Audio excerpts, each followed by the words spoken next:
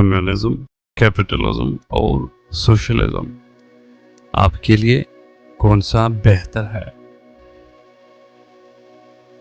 अगर आपको एक ऐसे निज़ाम का हिस्सा बनना पड़े जहां आप दिन भर काम करें और फिर भी दूसरे आदमी के पास करोड़ रुपए हो, क्या ये इंसाफ है? और अगर हर चीज सरकार के पास हो, क्या ये आज़ादी है? आज हम समझेंगे कम्युनिज्म, कैपिटलिज्म और सोशलिज्म का असल मतलब।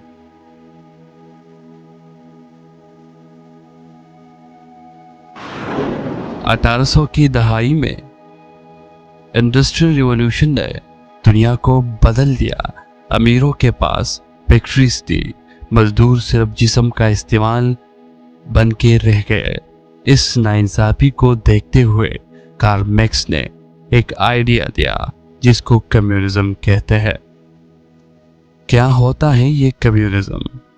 कम्युनिज्म के मुताबिक प्राइवेट प्रॉपर्टी खत्म, हर चीज, फैक्ट्री, जमीन और दौलत सरकार के पास, हर आदमी बराबर, मजदूर और मालिक में कोई फर्क नहीं। Soviet union, China. अभी कैपिटलिज्म की तरफ बढ़ते हैं। कैपिटलिज्म का मतलब कि पैसा बोलता है। कैपिटलिज्म कहता है सब कुछ प्राइवेट, आपकी मेहनत, आपका मुनाफा, सरकारी कंट्रोल कम, आज़ादी ज़्यादा, लेकिन गरीब और अमीर में फर्क बढ़ता है। जैसा कि यूएसए, यूके, इंडिया। अभी ये सोशलिज्म क्या है? बीच का रास्ता। सोशलिज्म एक बैलेंस क्रिएट करता है। प्राइवेट प्रॉपर्टी अलाउड है, लेकिन ज़रूरी सर्विसेज जैसे एजुकेशन, हेल्थ, ये सरकार की जिम्मेदारी है, जैसा कि स्वीडन, नॉर्वे और कनाडा में है।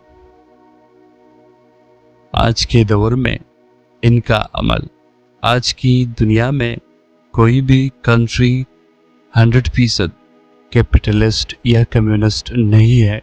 इंडिया में सोशलिज्म और कैपिटलिज्म का मिक्सचर है। चाइना ने कैपिटलिज्म को अपना लिया, लेकिन सरकारी कंट्रोल जिंदा है।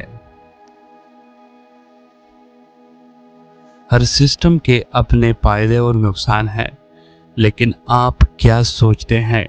क्या आप एक कैपिटलिस्ट सोसाइटी में रहना चाहते हैं या एक सोशलिस्ट स्टेट में? कमेंट्स में ज़रूर लिखिएगा।